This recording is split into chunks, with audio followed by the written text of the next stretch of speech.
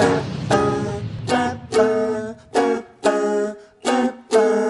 1 minute to talk about Doctor Who. Just 1 minute, or maybe two. Welcome to YouTube, we're talking Doctor Who.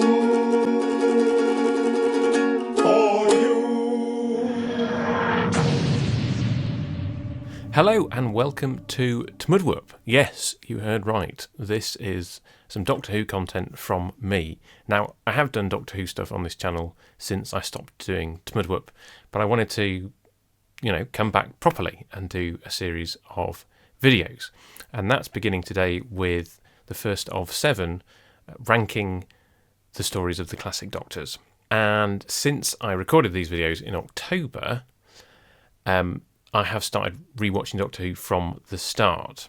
So I'm going to do an update video after these 7 are done, with each season, seeing how my rankings have changed, if at all that they have.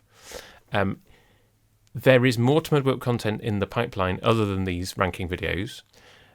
Whether any of it will be ready to follow on in 8 weeks' time, I don't know.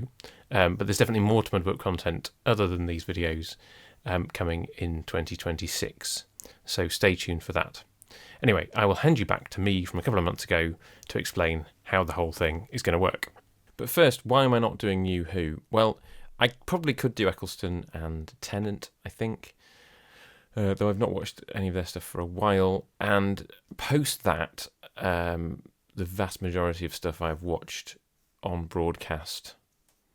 Some of the Matt Smith maybe once or twice since, but the vast majority of that stuff I've watched on broadcast and not since. So I don't really have a sense of what I think about individual episodes to rank them. So I'm just going to stick with Classic Who, because that's my happy place, really. Now, if you're familiar with this channel for any length of time, you'll remember that we have done Doctor Who World Cups before, where you group stories into groups, rank them among you, and then argue them through, and then we do knockout stages. And I've done that for the 1st and 7th Doctors before. So I've made some notes as to what I ranked things then and compare them to what we've come up with this time, just so you can kind of see how potentially changeable this list could be. And then for the 60th anniversary, I did a countdown to the day with my top 1 or 2 from each season. So again, I have those scores, and again we can compare whether things have changed, whether I have said similar things to what I did before. So how have I done the rankings? Well, I find the idea of just straight off trying to place things very difficult, and even with those tier rankings where you kind of have several places that you could put stuff, I find that quite difficult. So I've used what's called a preference revealer, and there'll be a link down below to go to that if you want. But essentially what you do is you take a list of things that you want to rank, paste them into the preference revealer and click start, and then it just does matchups between 2 things on the list, and you go, I prefer that one to that one. And it gives you as many matchups as it needs to then come up with a ranked list, and then it gives you a list at the end. So that's what I've done with this. I'm not entirely convinced in some cases by where things have ended up, so we will talk about that when I'm in some ways I might be surprising you with my choices, but I might also be surprising myself. So that's the setup. We're starting obviously with the 1st Doctor, so let's crack on. The other thing to say is that for each of these, I'm going to tell you roughly where the list goes from stories that I like to meh and beyond. So there'll be somewhere on the list where I go, kind of, this number is roughly where it starts to go from stories that I like, even if I've ranked them sort of lower than others, to stories where I'm just like, this isn't for me. This is something I dislike. And off the top, I can't tell you where that is at the start for the 1st Doctor, but as we put things in, I'll be like, oh yeah, no, I think it's about there. And I'm going to do that for each Doctor that we do. With that in mind, we are going to kick straight off with An Unearthly Child, which comes in at number 3. Now, this is largely on the basis of that first episode, which is one of the greatest pieces of Doctor Who ever. It does a really, really good job at introducing the series. But I like the caveman stuff too. There's lots of interesting stuff going on there. Daleks comes in at number 4. Very strong Dalek story. Still one of one of the best. It's a bit long, of course, but it's that TARDIS team as well. It's a good TARDIS team, and there's some interesting moral dilemmas and stuff going on, and it's the early development of the show really works. Edge of Destruction, it's fine. Born out of necessity. We got two parts. We got the TARDIS. We got to fulfill our contract. It's okay. Of those sort of sideways stories, it's not my favourite, but it's an enjoyable sort of end to those that kind of first 13. Some interesting kind of character development for the show. Marco Polo. Now, this is obviously on the basis of the soundtrack and the book. Because we can't see it, I would love for this one to turn up because I enjoy it. It's a lovely story of them travelling with Marco Polo, and it's a bit of history that I'm not aware of. I've recently been listening to the Missing Episodes podcast, and they often talk about like polling their audience and saying who did this at school. And there's a lot of the history that's in Doctor Who that I didn't do at school. And, we don't know how accurate a lot of the Marco Polo history is. But it's a great story. Tegana's a great villain. There's some good stuff for all of the TARDIS crew to do as they travel. And it would be lovely to see it because, Waris Hussein was a great director. Keys and Marinus. Now, this isn't actually terrible. I'm slightly surprised by how low it's come out because, I'm a bit of I can be quite contrary about, stories that are the good ones and the bad ones, and I'm probably expecting this to come out slightly higher. It's not great. There are things wrong with it, but it has ambition, and there's some interesting stuff going on with a planet that suddenly has to they all have to find their own way of doing stuff, and they've all found different ways of keeping morality. That's an interesting conceit. It's a bit of a mess. The Aztecs. Now, this comes straight in at number 2. And one of the things that you'll find, and I will probably keep repeating this as we go through the series, is that things that I read or saw early on tend to score highly on these lists. There's a certain element of childhood nostalgia for stuff, and the Aztecs definitely falls into that. It was a very early video. I think my brother had a copy of it actually, but I've always enjoyed this story. But it's not just that; it is a very, very good example of the historical story of exploring alien cultures. One of the things I like about the historicals of the Hartnell era, because it's not we've landed in the past, but there's some aliens, as all history stories become post the Highlanders, because it's not that. It's we've landed in an alien place, but it's not an alien planet as with the Daleks. It's an alien culture, both in terms of geography and time to the modern British audience, and that's what I like, and you've got this clash with Barbara, wanting to preserve the good stuff about this culture and knowing, and the Doctor basically going, you can't, so there's that interesting dilemma throughout the story, and the characters are just great, the goodies, the baddies, it really, really works as a piece of entertainment. The Sensorites, so something had to be at the bottom, and my original plan, I don't know whether I'll follow through on this, was to watch the worst story that came out of each of these rankings, and having put this together a while ago and now finally recording it, I did have a chance to rewatch The Sensorites. The first episode is magnificent. It's a really, really great setup, and then it just sort of falls apart from there.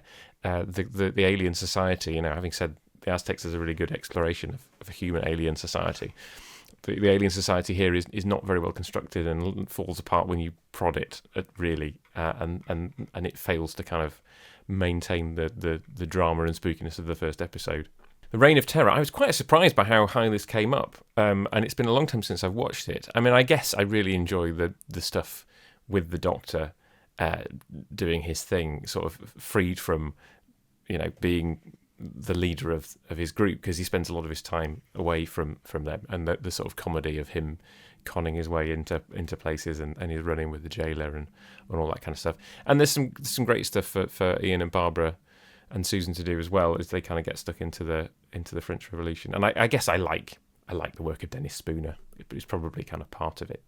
Planet of Giants, and again, I'm very surprised by by how high this one was. But, you know, I'm a sucker for the whole, like, We've Shrunk. You know, when we get to Carnival of Monsters in the Pertwee era, you know, I'm sure you won't be surprised to find that's quite high up.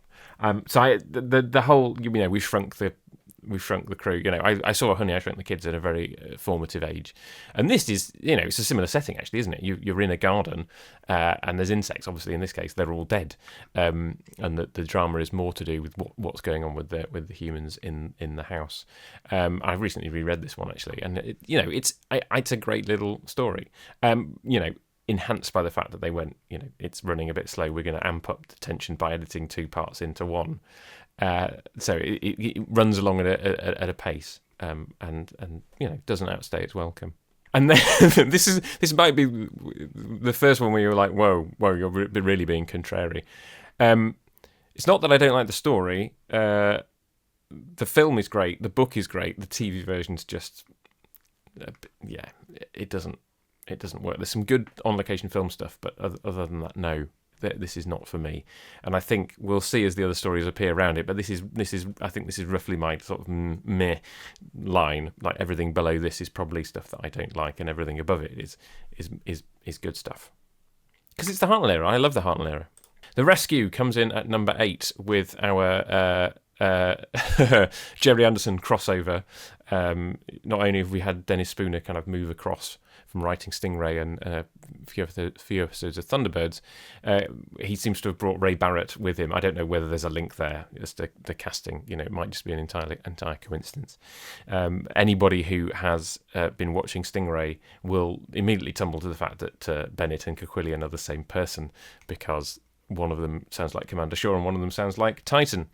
But it introduces Vicky, you know, so again, 2 parts, doesn't outstay its welcome, simple kind of story, and great sort of following on from the departure of Susan and bringing in Vicky, who, this is my favourite TARDIS team, you know, the original team minus Susan plus Vicky, and it starts here. And we found our number 1, the Romans. This is by far my favourite Hartnell story, and I will definitely be revisiting this in another episode where we unpack it in some more depth. People talk about the comedy, and yes, the comedy is funny, but the story isn't really about that for the most part. And there's some great stuff for each of the teams of people who are in it. Barbara on her own with Tavius, Ian and Delos, and the Doctor and Vicky having their comedic adventure. I love it. It's a fantastic story, and again, you know, Dennis Spooner. I like his stuff. The Web Planet. This is definitely one of those ones, and again, you know, there might be a theme here of like stuff directed by Richard Martin. Bless him, I love him. I'm having met him and interviewed him. You can see the interview on this channel. I love him and his ambition. This doesn't work. Again, read the book. Like, the book is great. I really, really loved the book when I first read it. It's not like anything else in Doctor Who. The book isn't. And it's one of those ones where you just go, well, if it had been directed by somebody else, I think this story would be much, much better regarded. Crusade. I think this might be here because it's path missing. I've never really been able to get a decent handle on the TV version. Again, the book, you know, one of those original 3, is great. It's a really well written piece by David Whittaker. The TV version has never quite got me, and I think that's because we've only got episode 1 and 3. And, you know, I've listened to the soundtrack of the other 2, but I think this would be higher if it came back. There's some good stuff going on, but I find it hard to kind of get a grip on it because of its status. Space Museum comes in at 18. And this is slightly odd because when we did the first Doctor World Cup, I ranked this above Planet of Giants. So either Planet of Giants is too high or the Space Museum is too low, or my opinion has vastly changed. It's interesting how ranking things in this way has come up with some interesting results, essentially. Because I think I enjoy this story more than 18 would suggest. The first episode is rightly regarded as one of the best pieces of Doctor Who. Yes, the rest of the story doesn't live up to it, but it is quite entertaining. So I'm surprised it's actually ended up this low for me. And The Chase. another Richard Martin entry ending up next to his other one. And again, I'm slightly surprised by where this has ended up because, again, in the first Doctor World Cup, I ranked this above the Reign of Terror. Now, you may recall I said the Reign of Terror. I was surprised at how high the Reign of Terror is. So again, I think the Chase should be higher and the Reign of Terror lower than they've ended up on this particular list. You know, it's entertaining. It has its flaws. But if you said which of these three 6-part Richard Martin stories you're going to watch, it would be The Chase over the other two, and which is, you know, it has and landed up higher than the other two. But I think it's better than either of them by quite a way. Not a foolproof way of providing a ranking list is what I'm saying from these two entries. The Time Meddler comes in at number 11. I think a lot of people would rank this higher. Obviously, it's still, you know, nearly in the top third of stories. And for what it is, I enjoy it. I think because I'm not a big fan of Time Lord lore in any way. You know, I think every thing revealed about the Doctor's past and everything, every time that they've introduced something, it's diminished. You know, it's law of diminishing returns. You know, and this is where it starts. So, but that's not the story's fault. So I think that's possibly something that I bring to it from the future. That if you just take the story on its own merit, it's a great little romp, and Peter Butterworth is a great character, and I wish they'd done more with the monk. Galaxy 4. I guess yes, this is coming below Dalek Invasion of Earth, so it should fall into the meh. But I suspect I enjoy it more than that. But yeah, it's not the greatest of stories. The animation, yes, also leaves something to be desired as well. Hasn't necessarily brought the story to life in the way that I would have liked. But certainly the retrieval of episode 3, and there's some good directorial stuff in episode 3. You're just like, well, yeah, this might, you know, be better if we could see the rest of it. Mission to the Unknown. I think this is here just because I've never really paid it much attention. You know, I've seen the University of Central Lancashire's reconstruction of it. I will have heard the original soundtrack when listening to Dalek's Master Plan. But I think it's just here because it's, you know, you can forget about it really because it's not got the Doctor in it, you know. So yeah, sorry for those fans of Mission to the Unknown. This is where it lands for me. Mythmakers. Now, this surprised me that this is where this ended up, because I feel that I like this more. And again, I think this list is really suffering from the whole missing episodes thing.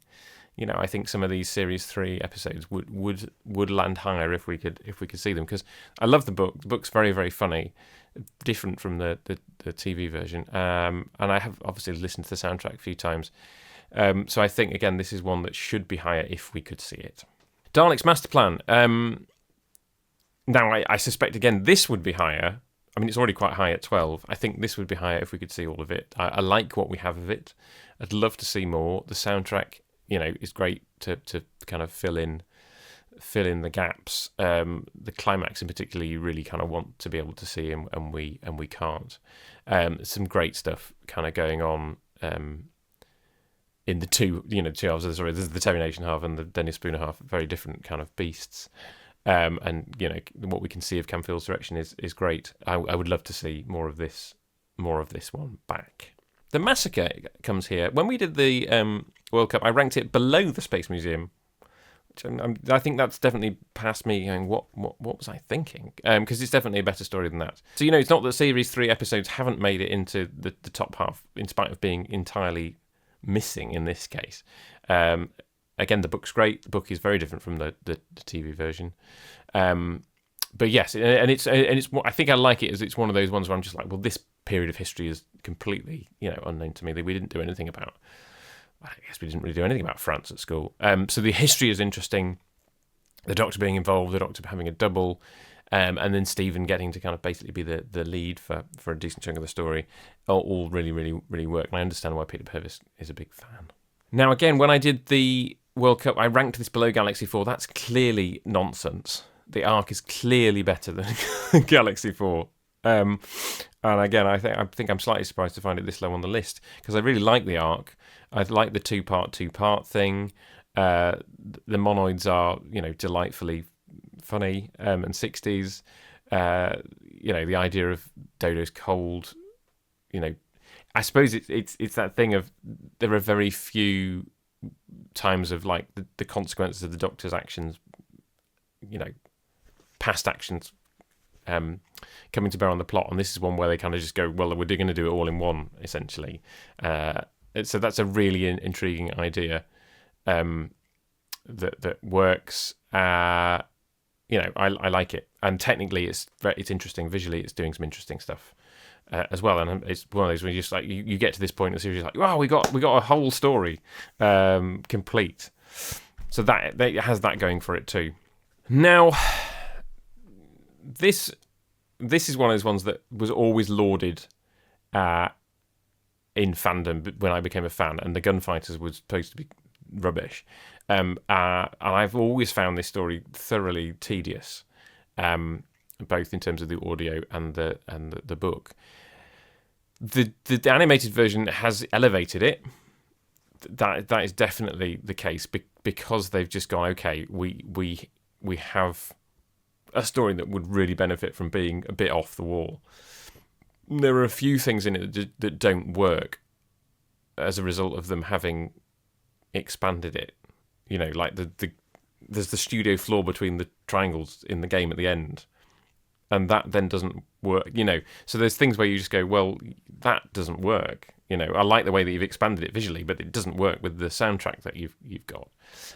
But aside from that, I think it's made the story a lot better. It still doesn't get it very far from the bottom, in my opinion. It's not, and I have no, like, the Graham Williams story from the Council Season 23, Nightmare Fair, is also thoroughly tedious. I can't even remember much about it. I just remember not enjoying it at all as a book. So, and he's not a character that I wanted to see back. The giggle's okay, I suppose. Anyway, we're just sticking with the Hartnell stories here. That's where the Celestial Toymaker ends up for me. Gunfighters, as I said, the received wisdom was Celestial Toymaker good and Gunfighters terrible. I did rank it below the Chase when we did the Doctor Who World Cup, but I think it is more enjoyable than that. It's fun. It's Donald Cotton. Donald Cotton is funny as a writer. It's just fun, and I don't mind the song.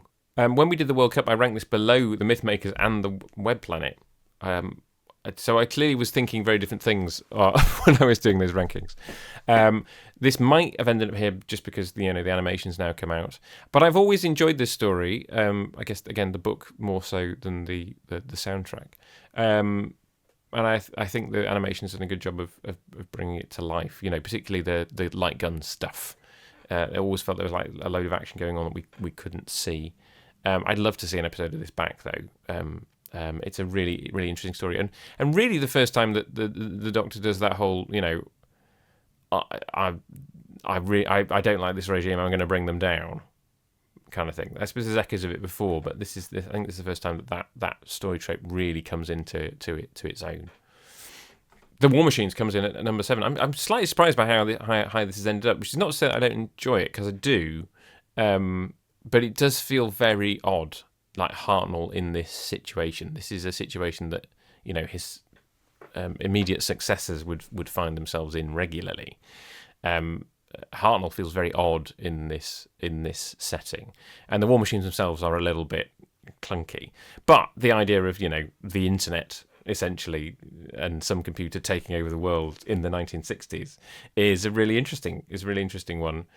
Sad to see Dodo go, but a great introduction for Ben and Polly. The Smugglers, Poor the Smugglers. I think again this is one of those ones where its status would go up if we found any of it. I think it suffers so much from being missing, this one. Because you've got Ben and Polly doing the whole like we don't believe we've gone back in time kind of thing.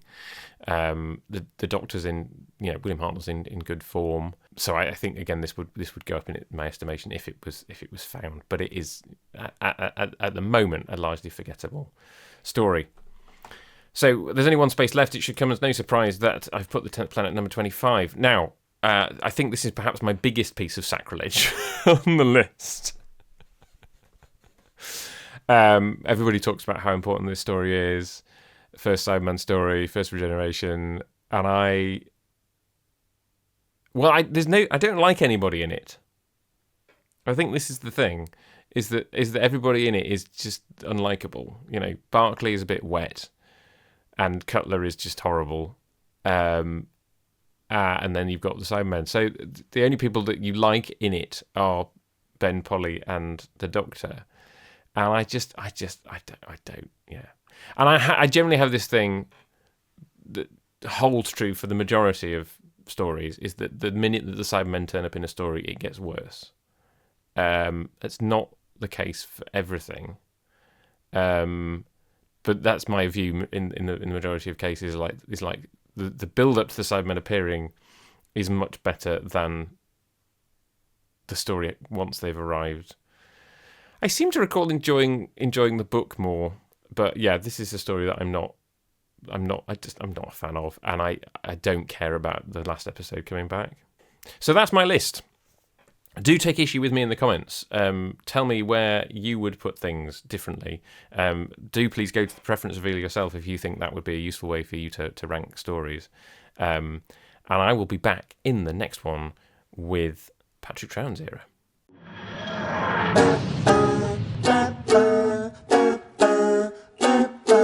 Just 1 minute to talk about Doctor Who. Just 1 minute, or maybe 2. Welcome to YouTube, we're talking Doctor Who.